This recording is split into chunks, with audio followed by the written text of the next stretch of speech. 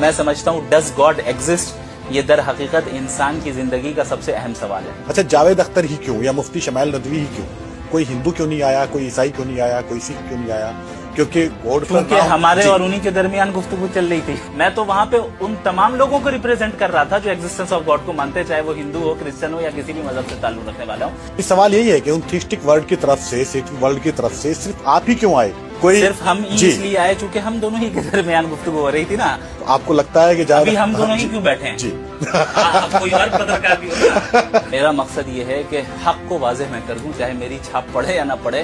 وگیان سے مذہب کا کوئی ٹکراؤ کبھی ہے ہی نہیں، سائنٹزم سے ٹکراؤ ہے۔ سائنس اور سائنٹزم میں فرق ہے۔ ہم نے سائنس کو رخ دیا ہے، ہم نے فلسفی کو رخ دیا ہے۔ تاریخ تو پڑھ کے دیکھیں۔ مسئلہ سائنٹزم سے ہے کہ جب آپ سمجھیں کہ سائنس ہی سب کچھ ہے۔ ہمارے نزدیک سائنس ٹول ہے، سائنس خدا نہیں ہے۔ جب سائنس کو ٹول کے بجائے خدا کا درجہ دے دیا جائے تو یہ سائنٹزم ہو جاتا ہے۔ اب آپ لال کلر کا چشمہ پہن لیں تو سب چیز لالی نظر آئے گی نا۔ کل کو میڈیا جو ہے اسی ڈیبیٹ کو کوئی اور رنگ دے گا اور پھر کچھ ایسے لوگوں کو بلائے گا ڈیبیٹ میں جو جانکار ہوں گے۔ اس اندیشے کی وجہ سے صحیح لوگ کام نہ کریں، ایسا نہیں ہو سکتا۔ کہا گیا کہ دو مسلمان جو ایک تو جو باقاعدہ مفتی ہیں، نہیں جو ان کے آلوچک ہیں، وہ کہتے ہیں کہ دو مسلمان، آپ بھی مسلمان اور ایک وہی مسلمان، دونوں آپس میں بحث کر رہے تھے، یعنی کہ ایک طرح سے نورا کشتی ہو رہی تھی۔ نہیں، مسلمان نہیں ہے نا، یہی تو سمجھنا ہے۔ وہ ایتھیسٹ ہیں یا اسلاموفوبک ہیں؟ مزید تحقیق کے یہ کہنا ممکن نہ ہو سکتا ہے کہ وہ غلط فہمیوں میں مبتلا ہوں اسلام کے تعلق سے، تو بس انہی غلط فہمیوں کو دور کرنے کی ہم نے کوشش کی ہے تھوڑی بہت۔ ڈز گاڈ ایگزسٹ، یہ ایک ڈیبیٹ جو دلی میں ہوئی، لیکن اس نے جو سرخیاں بٹوری ہیں وہ پورے دیش میں نہیں بلکہ پوری دنیا میں وہ چرچا کا وشے بن گئی ہے۔ اس ڈیبیٹ کو جنہوں نے آرگنائز کیا وہ مفتی شمائل ندوی صاحب ہمارے ساتھ میں ہیں، ہم سے بات چیت کریں گے اور پہلا ہی سوال ان سے یہ کریں گے کہ جس دیش میں 99% سے زیادہ کی آبادی کوڈ کو مانتی ہو، وہاں پر اس دیش میں اس طرح کی ڈیبیٹ کا کیا ضرورت پڑے گی؟ جزاکم اللہ خیرن، بہت شکریہ، آپ نے مجھے مدعو کیا۔ اصل میں 99% جو خدا کو مان رہے ہیں ان میں ایک بڑی تعداد ایسی ہے جو خدا کے انکار کرنے کے راستے پہ لگ چکی ہیں، جو کہ آپ کو شاید اسٹیٹسٹکس کے اعتبار سے ابھی نظر نہیں آ رہا ہے، لیکن زمینی سطح پر جب آپ دیکھیں تو بڑے زور و شور سے ایسے کام انجام دیے جا رہے ہیں جس سے لوگوں کے عقیدوں کو کھوکھلا کیا جا رہا ہے، ان کے ذہنوں میں ڈاؤٹس کریٹ کیے جا رہے ہیں تاکہ وہ اپنے دین سے، اپنے مذہب سے اور خدا سے دور ہوتے چلے جائیں۔ آپ یونیورسٹی کے کیمپسز کے حالات دیکھ لیں، کالجز کے حالات دیکھ لیں، اس اسٹیج پر ایک بڑی تعداد آ چکی ہے جہاں سے اگلا اسٹیپ پھر ایتھیزم ہی ہے صرف۔ تو اب ایک کام تو یہ تھا کہ سب پہلے انکار کر بیٹھیں، اس کے بعد پھر ہم محنت کریں۔ اب اور دوسرا کام یہ ہے کہ بھئی میں نے آپ کے سمٹمز دیکھ لیے ہیں کہ کدھر جا رہی ہے بیماری، تو اس سمٹمز پر ہی روک لگایا جائے۔ تو بس وہ اس سمٹم کو ہم نے دیکھ لیا، بھانپ لیا، ان سمٹمز کو روکنے کی کوشش کی گئی کہ بھئی قبل اس کے کہ یہ مکمل طور پر اپنے مذہب سے بدزن ہو جائیں، ڈاؤٹس کی وجہ سے ان کے ڈاؤٹس کو کلیئر کیا جائے۔ اور میں سمجھتا ہوں ڈز گاڈ ایگزسٹ، یہ در حقیقت انسان کی زندگی کا سب سے اہم سوال ہے۔ ساری چیزیں بعد میں آتی ہیں، دنیاوی ترقیات بعد میں، پولیٹکس بعد میں، ایجوکیشن بعد میں، ساری چیزیں بعد میں، سب کی اپنی اپنی اہمیت ہے، لیکن پرائمری درجہ اگر کسی چیز کو حاصل ہے، سب سے اعلیٰ درجہ کسی چیز کو حاصل ہے، وہ یہ ہے کہ ہم اس دنیا میں کیوں آئے ہیں اور اپنے کریٹر کو راضی کرنے کا طریقہ کیا ہے۔ لہٰذا اس کی طرف توجہ دلانا یہ مقصود تھا۔ اچھا، آپ نے جن صاحب کو اس ڈیبیٹ کے لیے بلایا، جن کو آمنترت کیا، جاوید اختر صاحب، انہوں نے فلموں کی جو اسکرپٹ لکھی ہے انہوں نے خود سویکارا ہے بھگوان کی آستھا کو، لوگوں کی آستھا کو خود انہوں نے پردے پر اتارا ہے۔ تو وہ شخص، آپ ان سے ڈیبیٹ کر رہے ہیں خدا کے ہونے پر نہ ہونے پر؟ وہ انہوں نے اپنے اسکرپٹ میں کیا لکھا ہے کیا نہیں لکھا مجھے تو نہیں پتا، لیکن وہ اپنے بلیف کے اعتبار سے ایتھیسٹ ہیں، اور ایتھیسٹ ہی نہیں بلکہ خدا کے خلاف اور مذہبوں کے خلاف، اکثر مذاہب کے خلاف بولتے آئے ہیں۔ یہ سب سے بڑا پرابلم ہے۔ ایک شخص اگر ایتھیسٹ ہے، اس کی پرسنل اوپینین ہے، یہ اتنا بڑا مسئلہ نہیں ہے، لیکن جب ایک انسان اوپنلی پبلکلی کسی کو موک کرے، کسی کے ریلیجن کو موک کرے، یا یہ کہ خدا کے تعلق سے نازیبا الفاظ کہے، تو یہ چیز ظاہر ہے قابل قبول تو نہیں ہے۔ اب اس میں دو طریقے ہو سکتے ہیں، یا تو وائلنس اختیار کیا جائے جس کے ہم قائل نہیں ہیں، اور دوسرا طریقہ یہ ہے کہ بھئی سامنے والے سے اکیڈمک گفتگو کر لی جائے اور لوگوں کے سامنے 2 اور 2 4 کی طرح واضح ہو جائے کہ بھئی یہ جو ڈاؤٹس لوگوں کے سامنے رکھتے آیا ہے اس کی کتنی اہمیت ہے اور کتنی اسٹرانگ ہے، آپ اکیڈمک انداز میں جواب دے دیں۔ بس ہم نے یہ کام کیا۔ اچھا، ایک ورڈ وہ بار بار یوز کر رہے تھے، کنٹینجنسی آپ نے یوز کیا تھا، وہ اس میں ترک ڈھونڈنے کی کوشش کر رہے تھے، آپ انہیں بار بار خدا پر لے جا رہے تھے۔ آپ کو لگتا ہے کہ یہ विज्ञान के साथ में टकराव था इस बात का? विज्ञान से मजहब का कोई टकराव कभी है ही नहीं, साइंटिज्म से टकराव है। साइंस और साइंटिज्म में फर्क है भाई। आप हमारी मुसलमानों की तारीख पढ़ लेना, आप देखें कि कितने बड़े बड़े साइंटिस्ट गुजरे हैं हमारे इसमें। हमने साइंस को रुख दिया है, हमने फिलॉसफी को रुख दिया है। आप तारीख तो पढ़ के देखें, हमारी मेहनतों को फिर ट्रांसलेट करके लोगों ने जो है उसमें आगे तरक्कियां की। मसला साइंस से नहीं है, साइंस में तो आगे तरक्की करना चाहिए और हमारे बच्चे साइंस पढ़ रहे हैं, हमारे नौजवान साइंस पढ़ रहे हैं।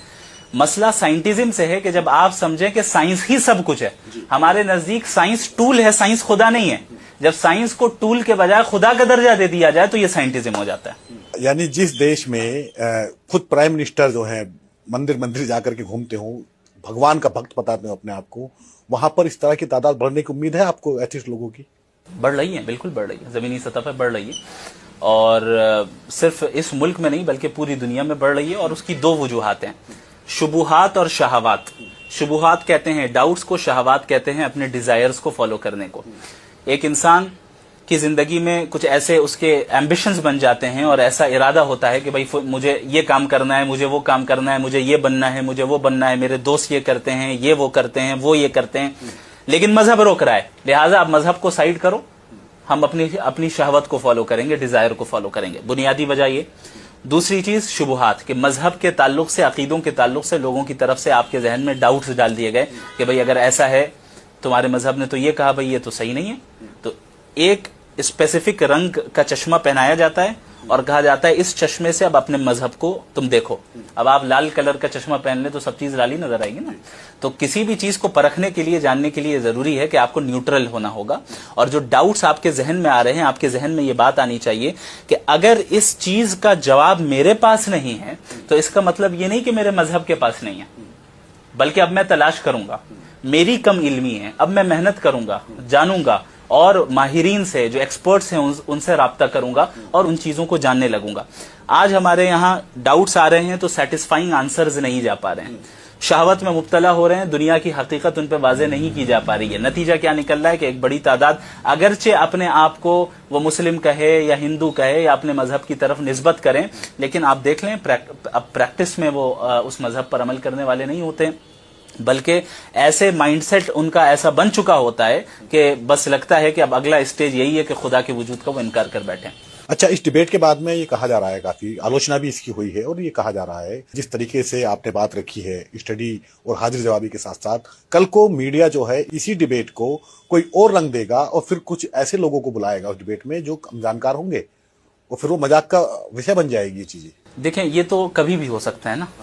अब इस अंदेशे की वजह से सही लोग काम ना करें, ऐसा नहीं हो सकता।